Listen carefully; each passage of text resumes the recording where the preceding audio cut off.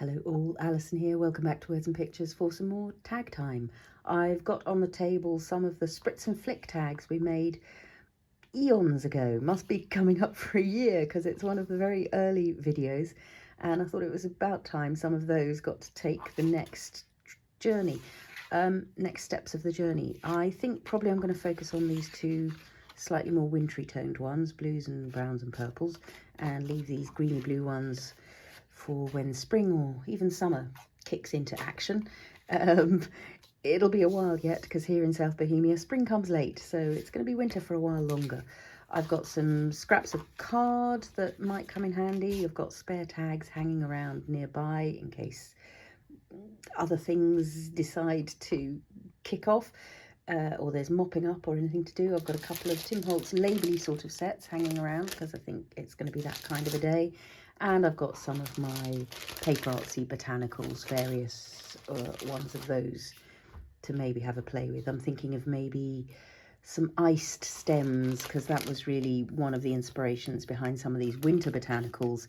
It was a walk I took on a day when there'd been a hoarfrost and there were spiky bits of white just on all the meadow grasses and hedgerow plants, and they were kind of magical. So I'm thinking we might emboss these in white and see where we are. So yeah, a couple of embossing powders. I've got the clear, I've got the white. There are others nearby, embossing glazes and all of that kind of business.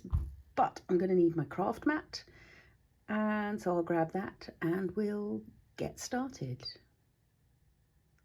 Great, so let's see. I think I'm going to go with maybe the umbellifers, the umbel constructions as my foreground. And I might then do some background stamping either with texture or maybe with these other grasses and some labels and things. The joy of embossing is it will keep the image you emboss will remain in the foreground, and then anything else can go on in the background, and you can usually wipe off any ink that's gone over the embossing. And so for this, yeah, let's work with the sense of the frosted ones to start with. And then maybe what we'll do is some clear embossing onto other backgrounds and, I don't know, spritz and spray over the top of that. I haven't really decided. I'm playing. And I'm going to see what mood I get into in terms of what I want to do. So let's start with these. I'll list details of these stamp sets down below. This is the Winter Umbellifer. And it's, yeah, maybe one of my favourite sketches I've ever done. When you are clear embossing, obviously whatever you stamp in is going to show through. When you're white embossing, it really doesn't matter what colour you stamp in. I want something relatively juicy so that it will hold the powder. So really juicy would be to use a distress ink, but that might give me a more juicy image as well. So I am going with Archival. These really should be dry, these tags, because we made them a year ago. So I'm hoping my embossing powder is not going to stick to the whole tag, as has happened in the past, as regular viewers will know. I think we'll have you over here, shall we? Just coming into this beautiful twilight purple sky. What's going on? So firm pressure.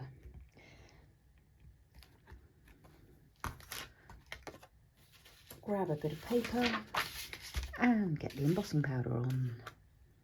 There it goes, across the whole image. No need to be careful about it, because hopefully the only bit it's going to stick to is going to be the image we've just stamped. So let's get that back into the pot. In it goes. Yep. And then it's as simple as using the heat tool to melt these little particles of plastic. It is, I'm afraid, but at least it's not going into the environment. It's staying here on my tag. There is, bizarrely, there's a little bit of moisture clearly somewhere in that tag, just holding on to powder. So I've just brushed that away with a paintbrush. Heat tool into action. Still having problems with this heat tool. My old one with the UK plug finally died, having done, well, I got it second hand, and it's done way more than a decade of service for me, and who knows how long before that. But that came to an end. I had this one ready with an EU plug ready to go, because I knew I couldn't be without a heat tool. But it's been a little bit, there you go. Did you hear the change of tone? It's just slowed down. I can bash it, I can wiggle the thing. But it's a little bit temperamental. But then which creative amongst us isn't? So there you can see we've got our nice white frosted stem. And obviously if you make the background darker, that's going to allow that white embossing to show up even more. The darker the background, the more the white embossing is going to show against it, as you're about to find out over on this side. I'm almost tempted to do this one twice, because I do like it, and then we could have some of the others with it. Yeah, let's do it. And these stems, the stamps are rubber, so that stem is reasonably flexible. So where I had it facing that way, I can now move the stem across, tamp it down fairly firmly onto the plate, and now I can have it going in the other direction over here. And I think it worked, so let's just go again. Again, doesn't matter what colour this is, as it happens, it's Pebble Beach. I want to make sure I get ink on every little last one of those little umbellifer structures. And let's have this one coming in from this side. You know me and balance and symmetry and asymmetry. Visual poetry, variation and repetition. Repetition and variation. It can go in a different order. It can be in a slightly different position. It could be slightly different colours. Something similar, something different. That's really subtle before the powder's done. Excuse me, I'm just going to sneeze, so I'm going to pause while I sneeze. I had to go away because if you sneeze over embossing powder, oh, look what I've done. That's why it's so subtle. It's clear. Dash it all. Well, this will be interesting. A whole new game to play. So I've now got a clear embossing on this. It's no use wiping the powder off because I wouldn't be able to stamp in the same place again. So this one's going to be a really subtle image in the background. That'll teach me to have 2 embossing powders on my table at once. There we go. Give it a bash. No, still not. Come on then. Come on then. There we go. Well, there we go. For those who wanted a comparison between clear embossing powder and white embossing powder, as if by magic, that's what we've provided.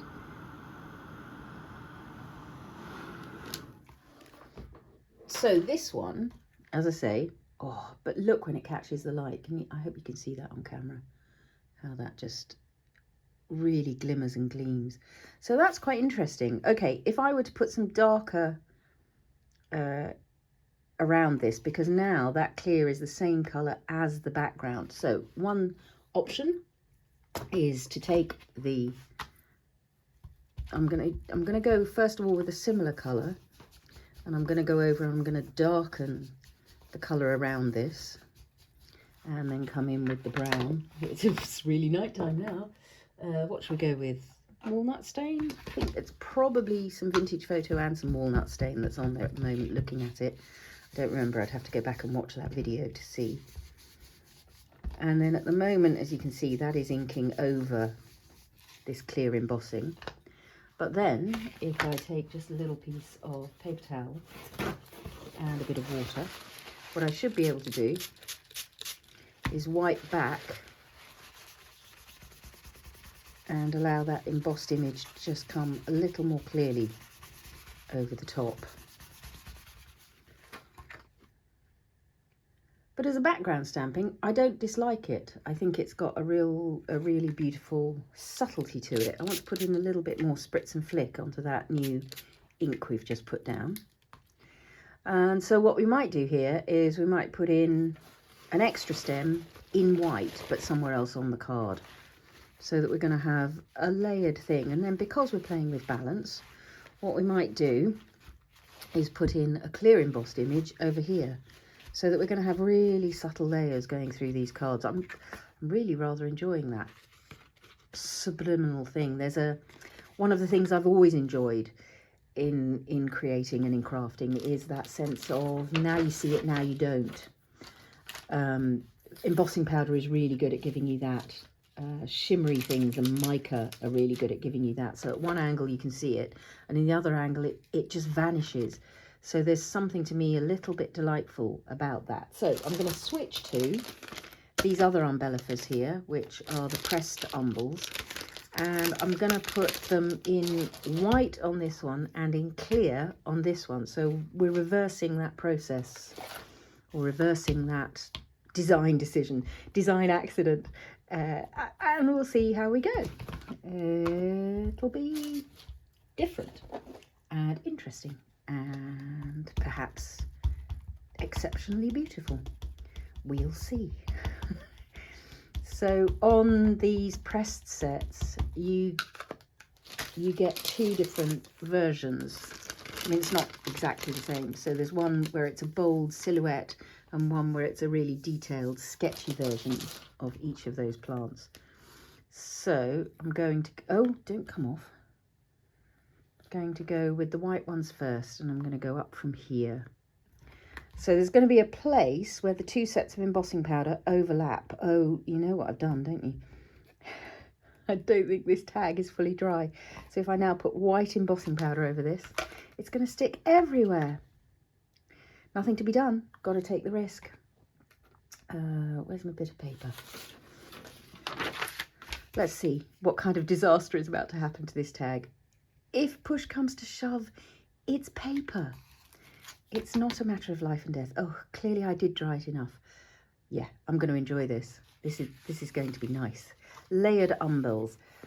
I don't know if you can see, just noticed, glancing at it, there's a little place where some of that white has caught on the other umbel in the background, so I'm just going to brush that away,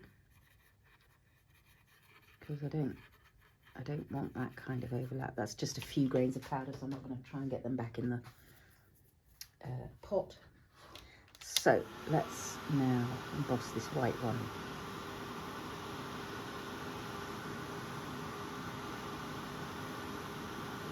There we go, here it comes.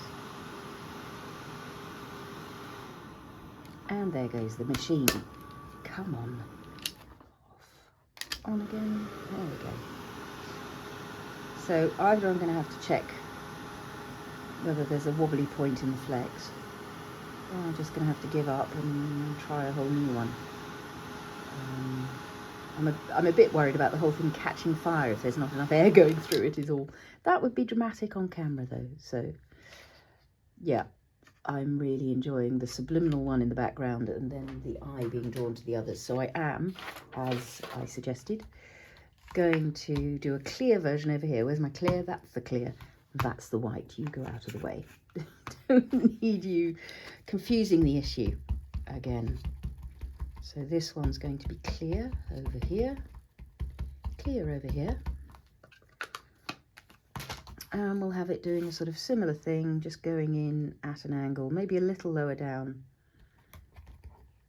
so that those nice heads are available to be seen. There we are. Oh, actually, it's quite good in brown as well, isn't it? Well, given we're clear, this will be brown. So again, you're getting a comparison. This one was clear over the Pebble Beach, which is a really subtle ink. This one is clear over some, I think it's potting soil I've used. So they are going to have more presence, which is good because they're going over some quite dark brown there at the bottom of the tag. So clear embossing powder is going to highlight or bring into definition whatever you put it over. So if you clear emboss over patterned paper, you will preserve the pattern of the paper and then you can ink around it, but you'll always have that patterned paper behind. If you clear emboss onto white, you'll get a white image. If you clear emboss onto vanilla, you'll get a vanilla image. Manila, I meant, not vanilla, but it is the colour of vanilla. So that one, again, you've got that little gleam of the embossing, but this time because I've gone over a darker ink, it's clear and dark. That's all rather fun. I'm really kind of, because this is so subliminal, I'm sort of tempted to put another of these stems, but stamp it in the potting soil so that we can have a similar effect going up there. And then this one is really going to drop into the background, but I might quite like that. Or we could do it with this one. Have a dark one going up there. No, no, no. I do want this one. I do. Or maybe we go with a third version. We'll have some of these going up there. Yeah, let's do that. Just because we can. Just because they're all here and we're playing and we're just, yeah, seeing what wants to happen on the tag. I sort of, accidents for my money are always happy accidents. If I reached for the wrong powder, somewhere inside me, I wanted that other powder. So I'm going to have this going, yeah, up the side there. Not in white, but in clear, but I have stamped in the darker ink this time. So that clear emboss is really going to drift into the background, but I'm enjoying it there. Clear embossing down that side. Yeah, that's beautiful tangled stems. So there is a poetry fragment on one of these stamp sets that is Thomas Hardy, that is about tangled stems scoring the sky. And that's exactly what I'm building here, is a hedgerow of tangled stems against wintry skies. There we go. Here it comes. And as that powder melts, as that plastic melts and solidifies, it just sort of brings that image into focus. Oh, but there's a beautiful subtlety to that, isn't there? Enjoying that a lot. Grand. Okay, let's see. So now it's looking, seeing what we like, what we want to add to, and I think we might want a little bit of this coming up the side here.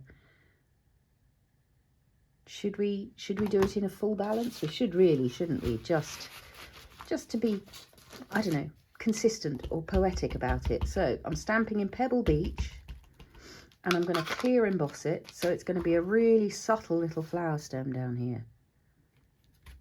And again, as I say, if I wanted to ink over the top of it, I could create more definition around that image. Oh, is that the clear? Yes, correct.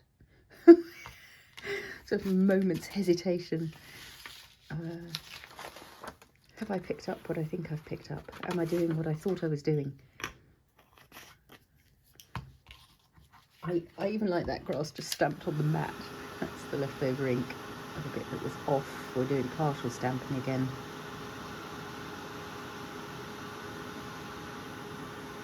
There we go. Nice. So there you can see really fairly well the difference between stamping over the darker brown and stamping over that light little one, little hovering images. Enjoying those quite a lot. I do want to put some sort of label stamping onto them, I think, but I'm not planning to emboss the label stamping. So I think what it's going to be is sort of is tone on tone to keep it really subtle. Which ones do I want? Let's have a look. I think I'd like some numbers. And maybe this nice round one here. I do like it, as you can see. It's been inked up a lot. So let's have that. You know I can go away. Let's have that, and let's have that in the potting soil. So I'm going to keep fairly consistent with my colours here. This label doesn't want to stick. That means there's some powder or something on the back of it. Doesn't want to stay attached. Whenever your stamps start to refuse to stick, it's because they've got dirty. Promise. Otherwise they will behave. See, that's nice. And then a sort of corresponding one somewhere down here, near these, different angle. There's something very satisfying about the formality of that circle in opposition to the organic shaping of the plants. I think one might be enough. Maybe we'll do a little one in a minute. But then I think I want some numbers, little numbers going maybe up the side or down the side or whatever it might be. I think that's going to go here.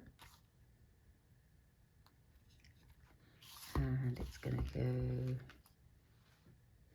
here. So one vertical, one horizontal. Oh, oh. Getting happy again now.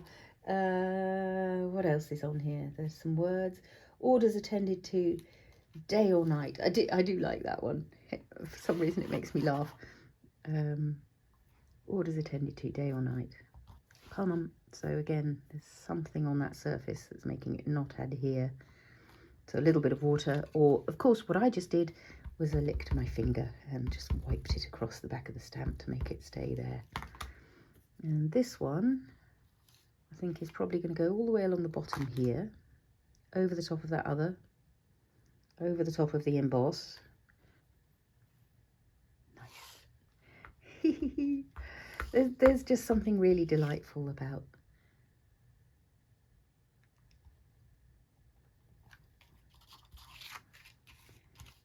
that it's now starting to have that sense of, I don't know what it is, man-made, postal, something, but nature growing through nonetheless.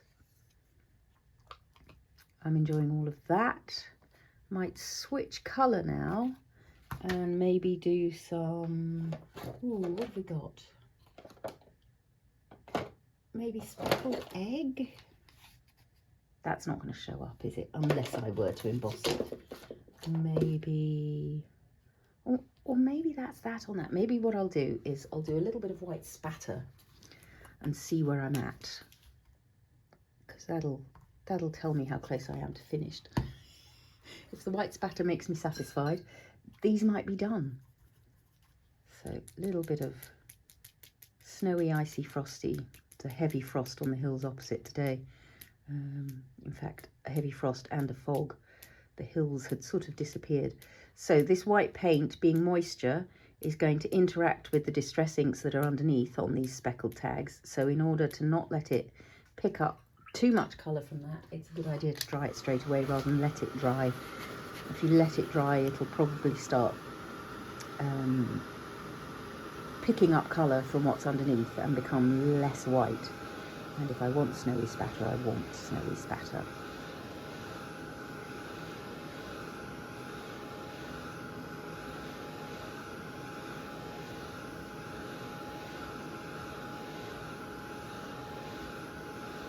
That's all very enjoyable, but as I said, because it's watery white paint, it has slightly vanished.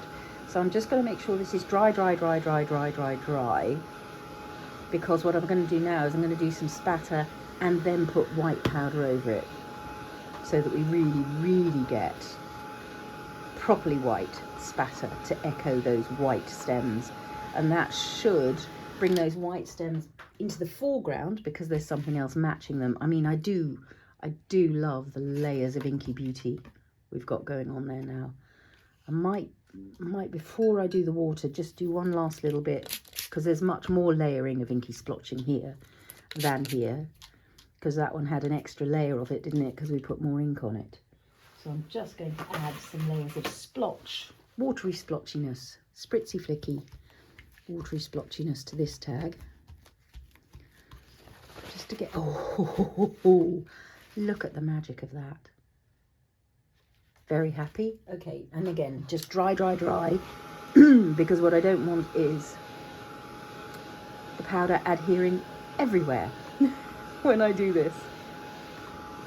You can, in fact, emboss onto water. So if I did a little bit of spritzing and flicking with water, while that water's wet, if you get the embossing powder onto that, that will also work. But I want a properly white effect, so I think I am going to go with the opaque paint underneath, back on my messy, scrappy, splattery brush, just a bit of water into that, try it on the side first. So this time it's going to get us real snow, because what I'm going to do is, while that paint is still wet,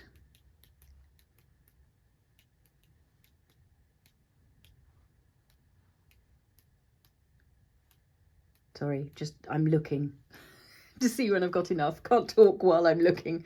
I need to be receiving information from the tags. There we go. And then, there's my paper. As I was saying, while that paint is still wet, get some white embossing powder onto the whole of the tag.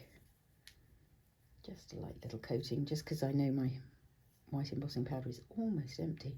And I've managed to throw some onto the mat there, so I'll pick that up as well in a minute.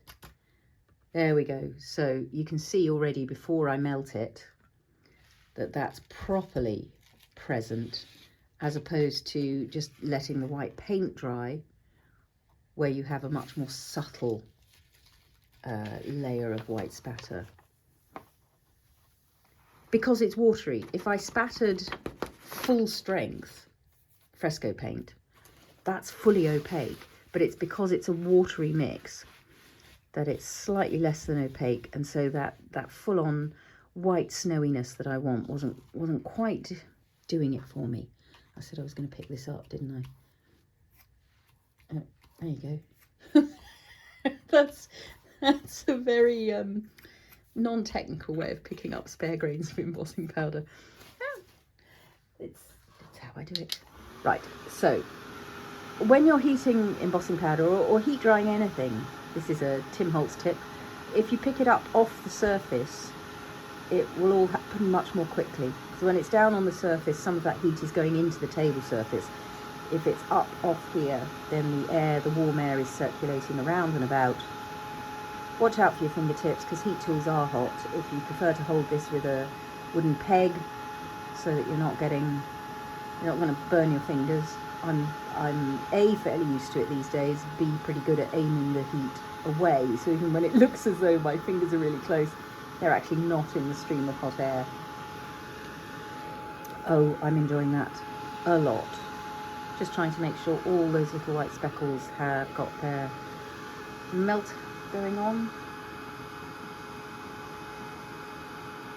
And it's that real sense of there's still frost in the air, it's still icy, catching in the breath down into the hedgerow, and those layers of embossing that we've got just taking us deep into the background. Okay, and we have got a white embossed number here, but I don't dislike it. Quite enjoying that, actually. Interestingly, having been determined we weren't going to do that, I now sort of feel like I want something white embossed over here. Yeah, I think I'm going to add something here and let it be white embossed. Maybe this little postmark down in this corner. So it doesn't matter what colour I stamp in, because I'm going to put white embossing powder over it, and that's going to mean, yes, another one. See, you can tell I use these stamps a lot. They've got mucky on the back, and so now they fall off when you try to stamp them. And I think it's going to be on both. I think we're going to have it here, and we're going to have it here, and both of those are going to get some white embossing powder. There we are. White, not clear. See, I was reaching for the clear again.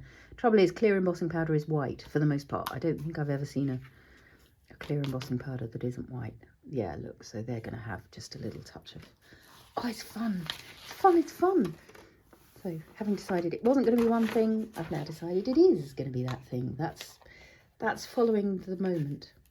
Following what happens, happy accidents, and let them take hold.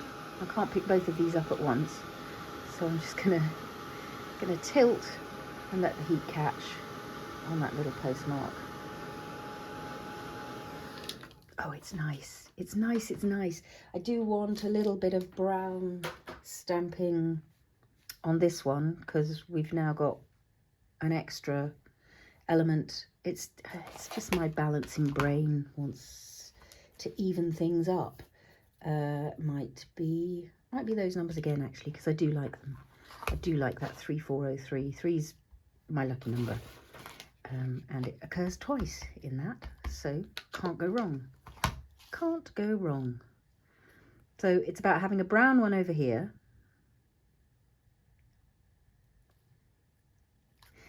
and it's about having a white one over here. I do love a balancing act. let's see, I think it's going to go up the side at the top here. Oh, but then we've got, oh no, I like that, but we might have it facing that way, so it balances the other one. It's a direct echo, and that's getting some white powder. So we've now got layered stems, layered numbers, layered postmarks, the whole thing just layering, creating detail.